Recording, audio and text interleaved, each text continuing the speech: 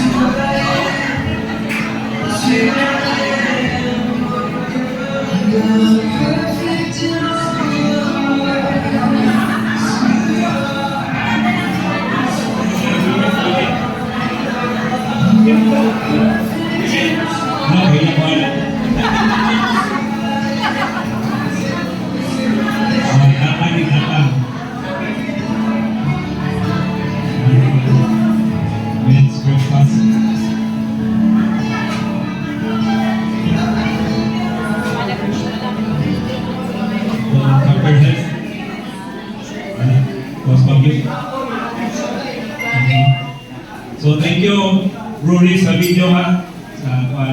Thank you so much. Thank you po sa atong servants. No, kada actually ako kabuhat ko na program.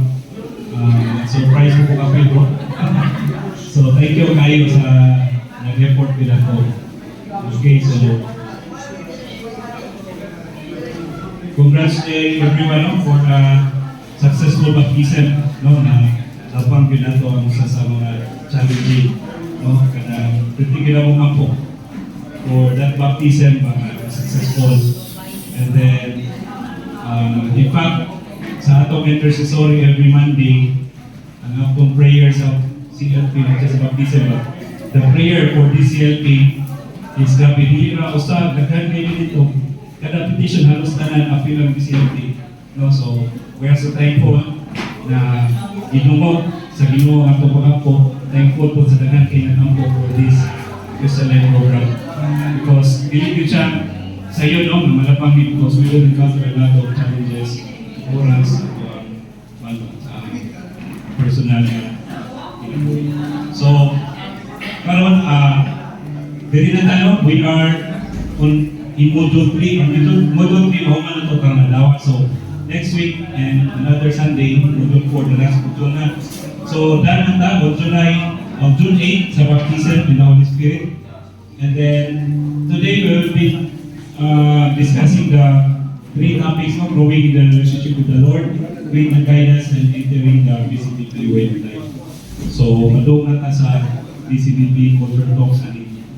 Okay, so to introduce our speaker, no, the fire of the Spirit is now burning in all of us. So we must do now, as Saint Paul said in his second letter to Timothy, is to stir into flame the gift of God bestowed when my hands were laid on you, to share with you about growth and keep that flame alive. Brothers and sisters, allow me to introduce to you our brother speaker this afternoon. He has been ang iyang trabaho no, as a profession is an international sales manager. So ako nibawan mo national sales international sales manager. And then he's one po member po siya no, sa Talisay chapter. He's been a member of this community for 17 years and serving naghanap kani siya mga different assignments no. First as action group leader, unit leader, mission director, then siya ang pinaka chapter head na no, before Rule Project, and then currently serving as regional service coordinator for mission. So married to Sis Chi, they have 3 children, si Makmak, Kristan and Amber. So brothers and sisters, please welcome Vicente Chan Jr. or J.R. Chan.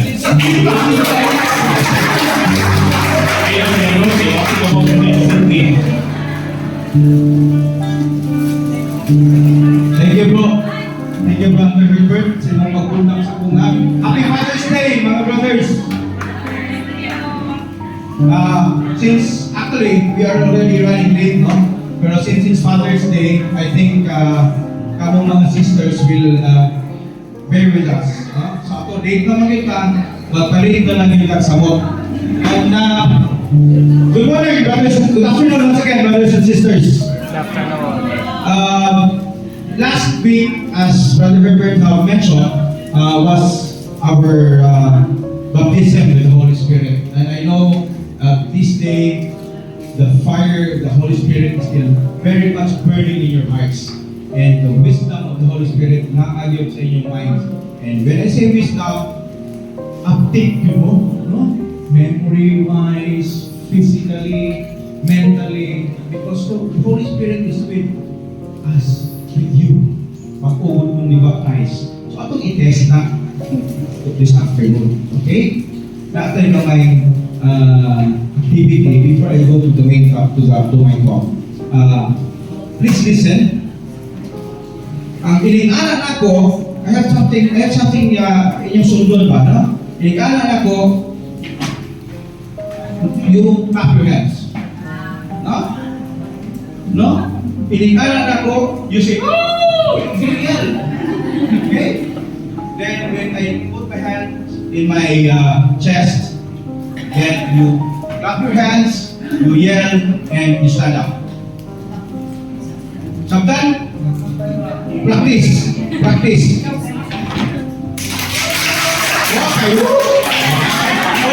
Ang masayo, balik sa module 1. Kasi ako with the approval of our course leader and our chapter head and our mission director over there, ang masayo, balik sa module 1. Okay? Sige. Again, when I raise my hand, clap your hands. When I do like that, you say, please, you clap your hands and you say, woo! Okay, clap your hands and say, woo! Okay? When I put my hand in my chest, you say, you clap your hands, you say, woo! And you stand up. Okay? Again, last.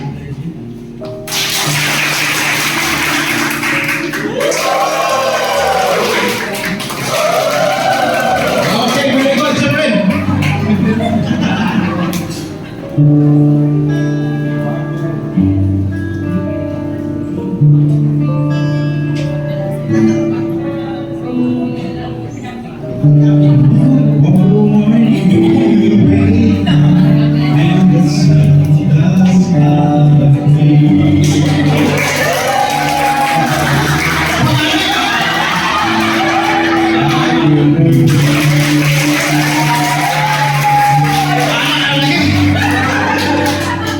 And darker side of love, hold my hand and hug me.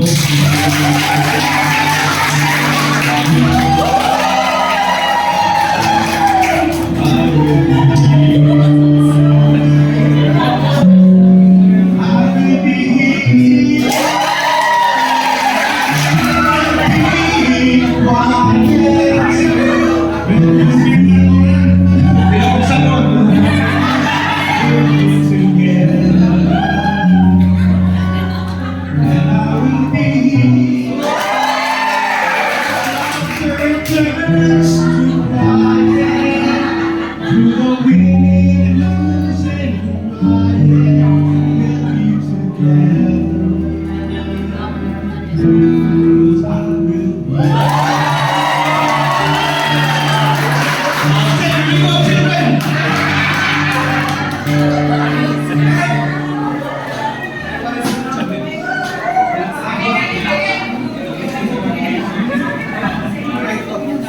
Okay, take your seats. Thank you very much, and that ends my talk.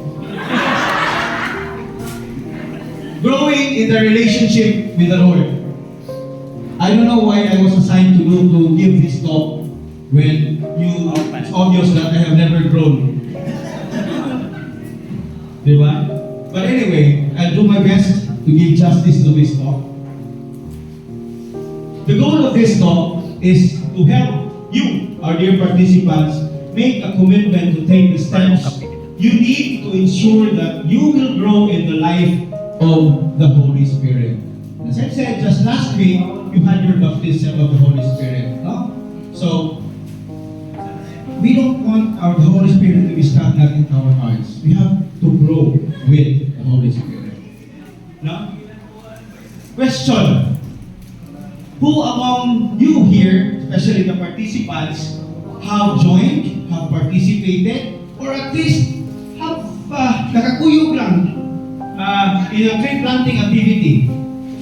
I want to show of hands, please. In your organizations, in your companies, in your families, a reunion, maog yun yung dali-dali, mo, tree planting. I am also a member of the Rotary and also Eagles Club. Parihan yun, wala siya. Tanong. Bibinsa ka ninyo naka-join o nakailala lang o tree planting. Wala yun. Siguro, daghan sa atong organizations, mauwi na, madali-dali, tree planting, especially if you're new, when you're being accepted by an organization, or maybe even part of most organizations ang pagmahal magod sa environment, di ba? So, huwag yun yung madali-dali na to. And, kapag naka-join of tree planting activity, what do you do after that? Isa. Yan. What do you do after tree planting session? Very good! Wala kita yung hapon after tree planting. Di ba? Nga ipagkasunod to, balik ka tree planting lang hapon. And what do you do with the trees that you planted? Di ba? I mean, we go there for a very noble purpose, for the love of the environment. But we just plant the tree and leave it either to grow or to die, in which in most cases ang tanan natong gitanong patay. Why am I talking about this afternoon, brothers and sisters? This is very much related to our faith, to the baptism of the Holy Spirit that we just had last week.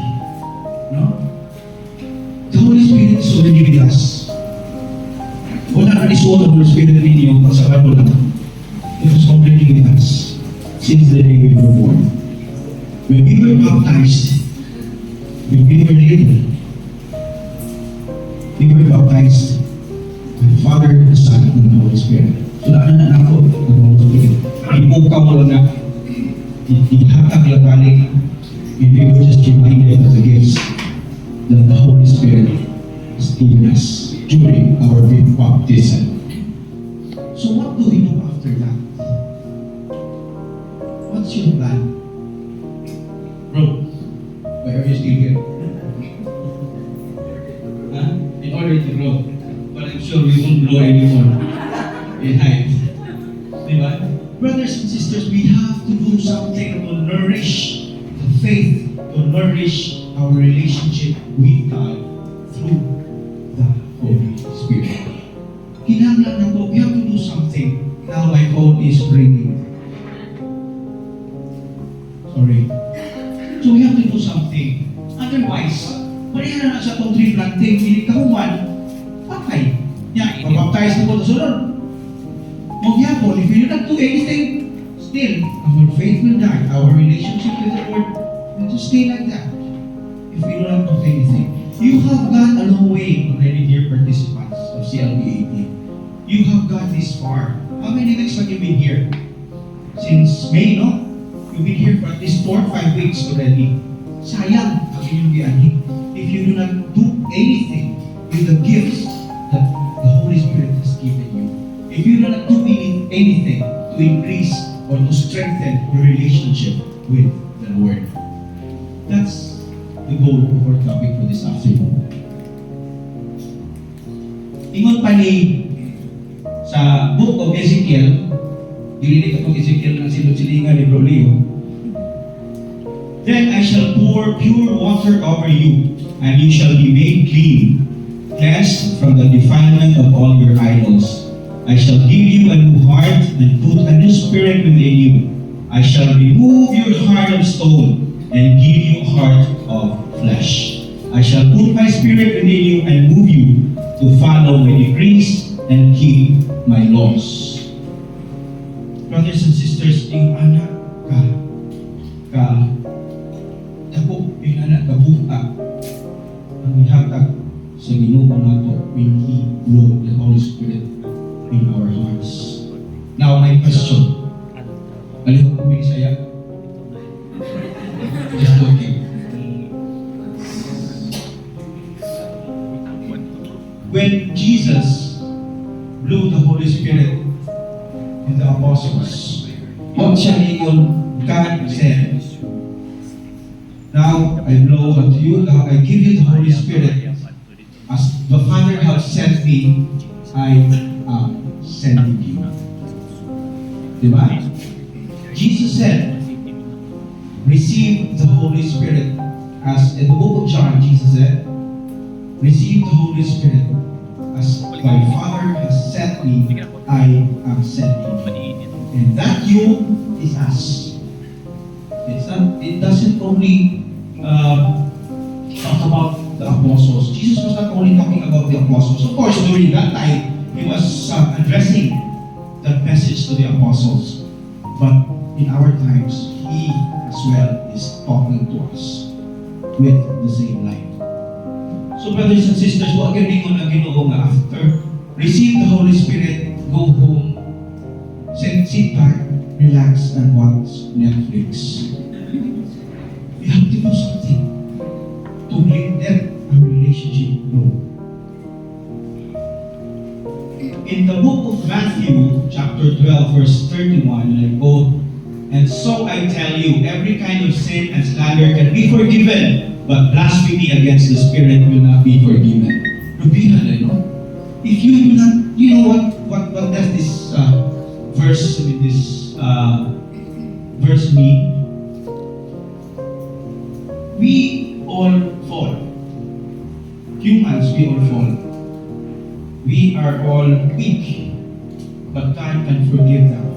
But if we blaspheme against the Holy Spirit, meaning we detach ourselves from God, blasphemy of the Holy Spirit is detaching ourselves from the side of the Lord. And that sin can never be forgiven. So brothers and sisters, sweetly kay na. Kailangan na po. The Holy Spirit is already awakened in us. We just have to put more effort. Pope Francis once said, being a Christian means allowing oneself to be transformed by Jesus in this new life. I am a good Christian. I go to Mass every Sunday from 11 till noon. Punto siguro ang misa dito sa Vatican. I do this, I do that, as if being a Christian is a collection. But the Christian life is not a collage of things. It is a harmonious whole, harmonious, and the Holy Spirit does it. He renews our heart, our life, and makes us live differently, but in a way that takes up the whole of our life. You cannot be a Christian of pieces. Being a part-time Christian simply does not work. The whole, everything, full time. This is a strong message to the book, in which ako mismo, I'm guilty of being sometimes a part-time Christian. Usog kayo ko bitaw before. That was my practice before I joined the VCPP. Even in my early years of the brotherhood. Once I maka-appeal na galing ko breakfast, ay na lang kong appeal sa Singapore. Sa assembly, kay na-appeal na bitaw ko breakfast. Dahil hindi na sa buwan, di na lang ko kay total nag-rosaryo bitaw ko sa balay. Usog kayo kong mamintawa. Nga mauna na ako, bala ko ay Lord, bala ko, sakto na to. Musubra na kung langit kung padayon daghan pa akong buhakon. And you know, as Pope Francis said, being a part-time Christian simply does not work. You have to be whole, your everything. You have to give your whole, your everything, full time. around the aisle, now that we were already baptized by the Holy Spirit, we have to work full time. No, we have to work full time. And I congratulate all of you who are here, especially the fathers. Big round of applause to you all, to us all, that despite the occasion of Father's Day, nakadami, yarita, I am sure our children are dying to go with us for dinner, for lunch, para even us, di ba? Today is a big celebration. It's Father's Day. Mabita lang kami mga papa karon, di kami manglaba, gabi nang bumol na kulaan o pagkalapit tulabhan. Akong labhanan. Kaya may offer na ako, why makasubo na ko nun? Di ba? So, that is one example of being a full-time believer of God. Brothers and sisters, let us,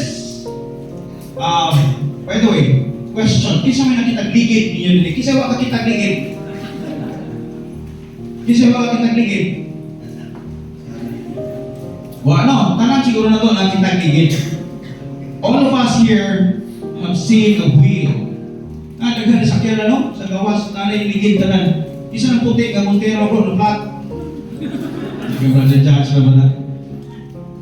Let us imagine the wheel is composed of 3 parts. The outer rim, the hub, and the spokes. Kung saan trabaho ka nilang pulo? The outer rim, the hub, and the spokes. Alam ito, bisikleta, di ba na yung ayos?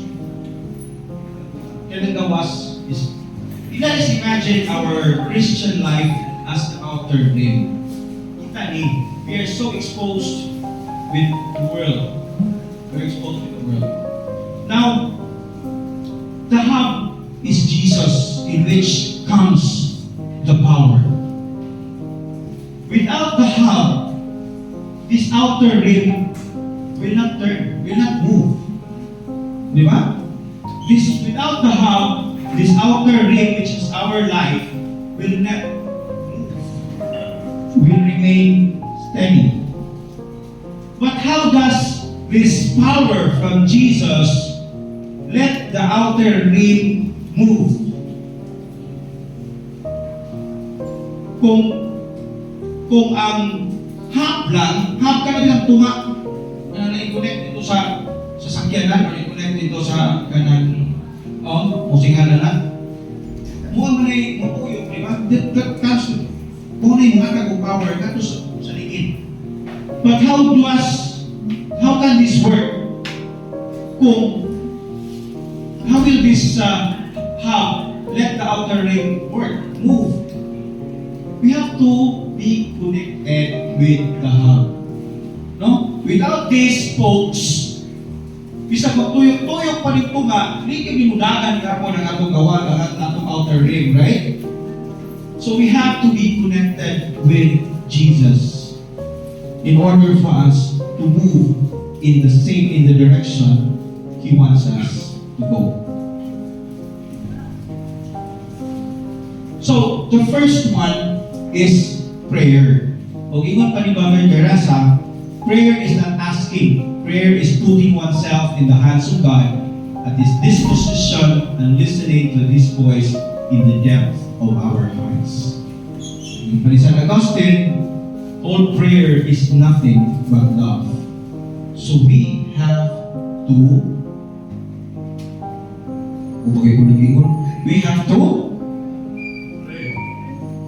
again, we have to very good. So we have three principles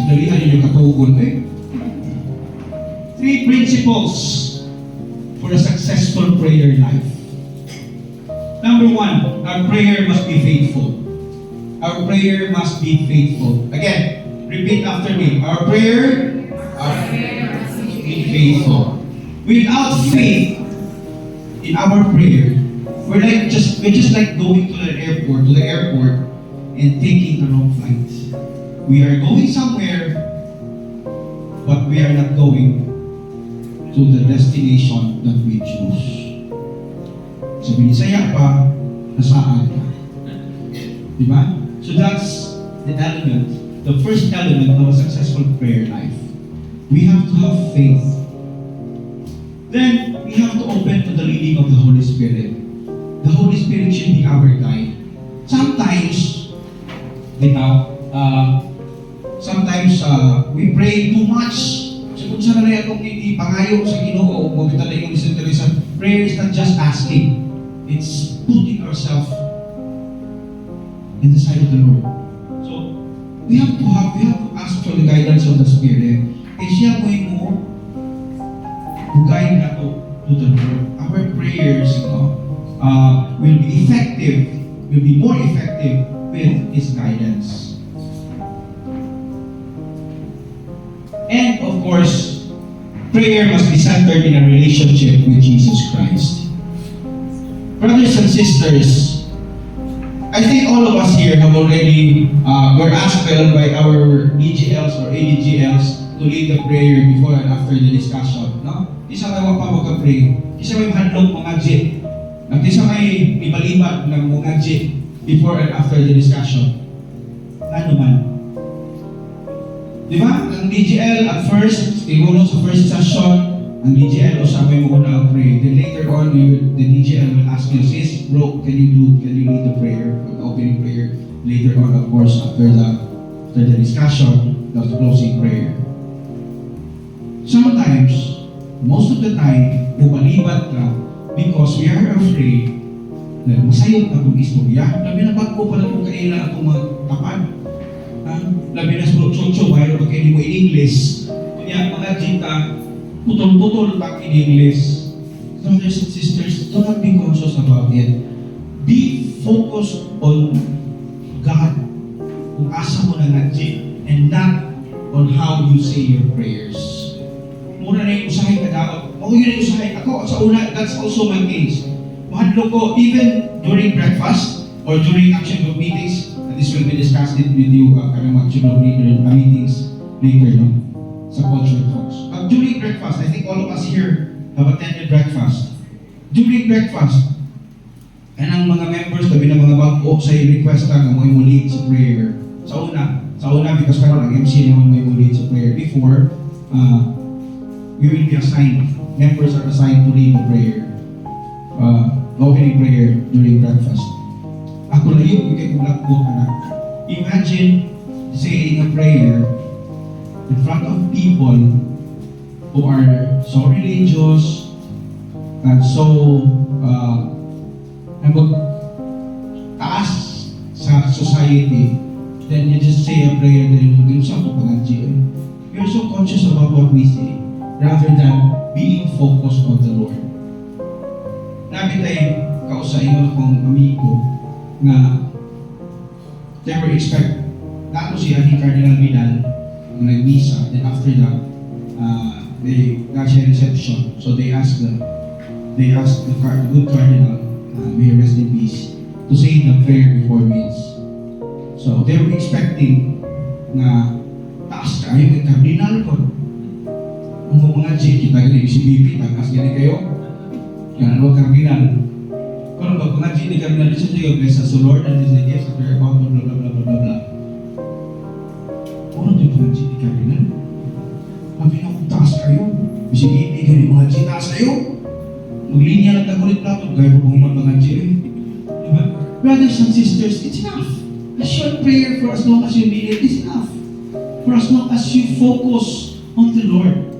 Ayaw mo ka-conscious of what you say. If you were listening to what our speaker have said during the year baptism, di ba? He focused on the gift of tongues. Di ba? He focused on the gift of tongues. And what's the gift? What is the gift of tongues? It's a prayer that only God can understand. Bisan kita ganit, dili ka kasabot sa atong iyaw-iyaw. So, why be conscious about what we say in our prayer? For as long as you mean it, for as long as you have faith, brothers and sisters, God understands our prayer. Also, just a little tip. there's nothing wrong with random prayer. You pray every day. When you go out, when you wake up, when you go to bed, nakasasakyanan, there's nothing wrong with that. Ako, I pray anytime, especially when I'm tagar ako na usahay, ni parking na ko, kung puno ka ni Lord, paparking ako, Lord. And Lord never fails me on that aspect. But what I'm saying is, you have, para yun, just to develop your prayer time, you have to set a pattern, a schedule, when and where to pray. To start with, since we are already in a community, you have to set a time and a place to pray every day. Of course, you can pray randomly. Any time of the day you can pray. But one advice is to set a good time to pray. For example, lunchtime or when you wake up. You say your prayers when you wake up. Para mo na ginali mo routine, mo na practice. No? Dili ka kapansin mata nimo. Lagi kay paminaw because naanan naman ka to thank the Lord for the gift of life, blah blah blah, for giving you a good sleep and everything. So to start with, to have a good prayer life, mabutan kag schedule sa akong prayer. Concentrate on the Lord, invoke the help and the guidance of the Holy Spirit. In Romans chapter 8 verse 26, it says, and I quote, in the same way the Spirit helps us in our weakness. See? Tugin ko lang mo ganiha. Our weakness is, kung hadlok ka mo storya, hadlok ka mga jitas, leave it to the Spirit. We do not know what we ought to pray, but the Spirit Himself intercedes for us, though wordless, through wordless groans. Bisa ko pati isulti, the Spirit will intercede for us in our prayer. So that's our first spoke, prayer. But if with only one spoke, what will happen to that? Mudahan siya, pero makikikanan di ba? Kaya kaligid daw ang alay, di ba bro?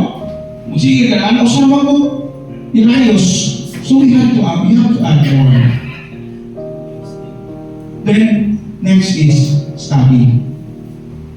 Ako, hindi ko sa posisyon ng mo, imo na study, kaya sukat ko lang eskwela, hindi ko study. Ilbong mo gano'n nakagraduate ko. Pero this is not the study that I was talking about. We have to study the Bible. Brothers and sisters, I think the majority here are Catholics, if not all. We are all Catholics, right? Sakto? Is there a non-Catholic here? Another Christian denomination? No, we are all Catholics, right? Nga naman ng Katoliko, nga mauwag ito ng Biblia. Nakamang yun din akong recruiter, kini siya, 17 years ago, amigo na mamiyanin niya daan, sa nagkanagan pala kabayang buho, giunsa ko niya pag-start, sige, sa kayo driving motor, at tumi sa iyang kuwan, student me about our problems and everything. Yan po basahan ko Biblia sa iyang opisina. Kanang Robinsons karon, formerly, kung saan na siya bro? Talisay Town Center, no? Kaya na, nababinto na before. Na siya tindahan diyan sa una ng motorcycle accessory shop. Yan po basahan ko Biblia. Biyangan sa tinitarihan, basahan ni. Kung siya nasa muna-una, naanan mo siya eh. So, pabasahan ko ito Biblia, naanan na siguro niyo, no?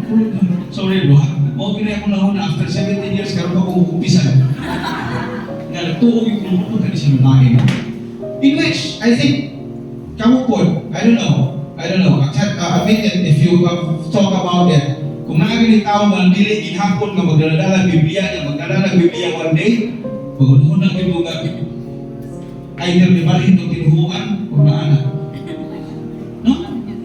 We have to study the Bible, brothers and sisters. We have to be well versed with the Word of the Lord. No? Only, I don't know, I forgot the say, I think it was St. Augustine who said, ignorance of the scriptures is ignorance of God. We have to have some spiritual readings. Daghan kayo kang mga spiritual readings na i-publish. Labi na karon sa iyo na kaayo na ito na sa internet. We have to, aside from the Bible, no? Because sometimes Bible is so boring, honestly, boring to read. So, kung pagsugod ka dito sa mga spiritual readings, there are some books you can read, writings of the saints and everything, mga spiritual writers. It will also give us some sort of a guide, no? In our relationship with the Lord. Then, teachings and preachings. Kanang mga wali sa pare. Katong pare na trending. Kaya kauna-una o bisa ko pagkapasok ang kuhan. Ang drive. Brothers and sisters, no matter what, how boring the homily, the preachings of the priest is, that's the word of the Lord. Sometimes we don't find it or entertaining. But look beyond it. Ang kita mo doon siya, makita mo ng katawanan, kaya ka makaligaw, kakakobon, pararana, halita magkakao ba, no? Pero pareha rin yun. It's taken from the gospel that was read during the day. So we have to have, and also brothers and sisters, ang atong teachings din sa BCBP, we have to take it by heart. So that's the second spoke, study. Balansin na kamay. No? Pero kung duha na kabuok rayos, duha na kabuok ang nagulit. So we have to add more. Service. We need to take a mentality of service where we see our whole lives given over to God's work. When I was about to end my term as a chapter head in November 2023, last year, my term ended in December 31, 2023. Ang akong nagsaan ako na kayo Mama Mary na mo serve ko sa Shonsta. I think you're familiar with Shonsta. After I finished my term, alam ko yung kayo yung baton din. I mean, I also, of course, I continue serving the BCBP, but hindi na kayo as busy as when I was chapter head, no? So, saan din ko nga mo serve ko sa Shonsta. And Mama Mary, Lord Jesus, granted my prayers and my wish. Ching and I were allowed to, were given the opportunity to serve during the convention, the Shonsta convention last week, Friday, Saturday, and Sunday. So we were in charge of the logistics and transportation. We had to wake up early. Nanguha kami sa mga delegates from other provinces sa PM, balik-balik. Dili masuot sa kusakyanan, nanguha ko sa entry handling system. Ang problema that time because nadungan sa atong na-conflict sa ato ang baptism of the Holy Spirit sa inyuha. So, grabe yun ang pressure that time. Dagan missions na, dagan na sa polo, napay meeting sa region. But thank God, we made it through. No? So, it's just a matter of giving our life to the Lord. I'm sure He will arrange our schedule. If one of you wants to be great, he must be the servant of the rest. And if one of you wants to be first, he must be your slave, like the Son of Man who did not come to be served, but to serve and to give his life to redeem many people. In Matthew chapter 20, verses 26 to 28. Sige na mo katungo ka na. Mas pasalan ako kamay kay ang akong sunod speaker, ay patay tinatawag. Of course, we have to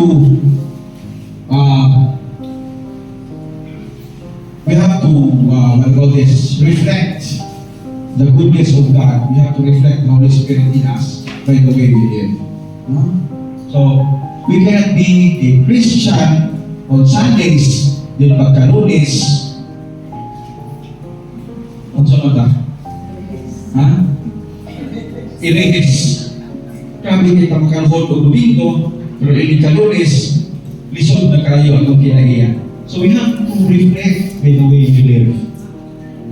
We have to perform the basic responsibilities God has given us. Diba? The basic, as a parent, as a father, as a mother, as a manager, we have, those are basic responsibilities. Those are God-given basic responsibilities, brothers and sisters, and don't take it for granted. No? We have to perform them with all our hearts, with all our minds. Of course, we have to serve our fellow men. Daghan kayo organizations like the Rotary, Service Above Self, Eagles, Service for Humanity, puro service ang isulti. No? But it's in the person. It's not actually in the organization. Sometimes we just nagkana service. Usa bulok lang kayo ng word kanang service. But service should be done wholeheartedly. And of course, we share our faith. And that's in the invitation. We share our faith. Like in the BCBP, we invite ang inyong mga sponsors. They share their faith to you by inviting you over to the BCBP. And making ourselves available for service. Of course, that's why we are here. Because we are making ourselves available for service. In James chapter 2, it says, and I quote, what good is it, my brothers, if someone says he has faith but does not have works? Can that faith save him? If a brother or sister has nothing to wear and has no food for the day, and no one of you says to them, go in peace, keep warm and eat well, but you do not give them the necessities of the body, what good is it? So also faith of itself, if it does not have the word, is dead. No? Sometimes lip service, really na ato ang service. Lip service ang ato service. Diba? Mura yun ay ato ang gabi. Sus, kalugay, di mo lumoy. Gusto ka na makasan, di mo pangasan, di mo papaluyan, di mo are we doing something about it? No. So still, work without deed is dead. I mean, faith without works is dead. So now, that's the first goal, service. Ikaw kumpleto. Tuyong na ang ligid. Mudagan ang our that God wants us to go. The next is the sacraments. What are the sacraments, brothers and sisters? Dagan mo, baptism, confirmation, consecration, no? Including, of course, brothers and sisters, the sacrament of reconciliation. Why were you asked by your EGLs, by our course leader, to go to confession before going to the baptism of the Holy Spirit? Why do you think? No? In order for us to reconcile with the Lord, in order for us to open up our hearts freely to Him, in order for us to discharge ourselves with all the baggages that we have, para maapi ang atong kasing-kasing. Spiritual growth is enhanced by the sacraments, especially the reconciliation and the Eucharist. The Eucharist is in the Mass. Huh? So, we cannot have one and don't have the other. So, kung simba ka, mas maayo yung ganyan nakakumpisan ka. No? So, kung mas maayo ko rin isipan ako, mga lawak kita, we receive that in the Mass. So that's the fourth scope, the sacraments. Now we go to the last scope, the community life, which is the community life. And what community are we in? Sa Couples for Christ? Bro, kasi nag-reload na rin, huwag nagkibaw sa community sa tuha. The Brotherhood of Christian Businessmen and Professionals. So that's who we are. No? We worship in the church. We participate in community activities like prayer meetings, assemblies, and action group meetings. No? Mauna ang ato ang basic na work in the community. We also come together for teachings. No? We also come together for teachings. Teachings that's done during pandemic. The last 3 years, we moved na after the breakfast. Now, ibalik sa original schedule, which is after the first Friday Mass. That's very important, brothers and sisters. Although sometimes, especially the old members, I'm not talking about the age, although sometimes, ito mga nauna na ito na we find kanang ato mga teachings, mga teaching tracks na mga balik-balik na gano'n. No? Kuya lang, sige lang, kanang na series.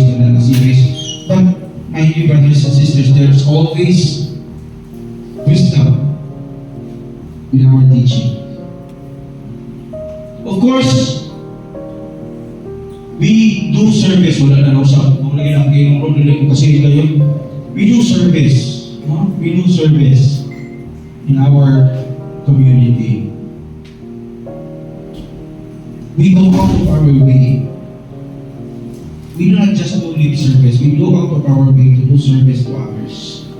And we have social gatherings. See, we have social gatherings. Our community is not just praying and praying and praying and praising. We also have social gatherings. And by the brothers and sisters, hindi ka job na BCBP na mo, you might be surprised na kung mga breakfast, kung mga regular BCBP activities daw tayo kita. Pero in kining social gatherings, mabuto 200 sa buok. Nano ka na? May kay Busayon, noon kay talented ang mga members.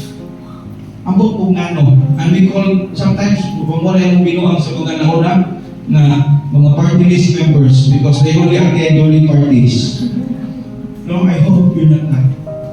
I hope you're not that. We attend every BCBP activities kutong sa Pahimbo in order for us to grow. That's the purpose, in order for us to grow in our relationship with the Lord. No? So, muna, okay.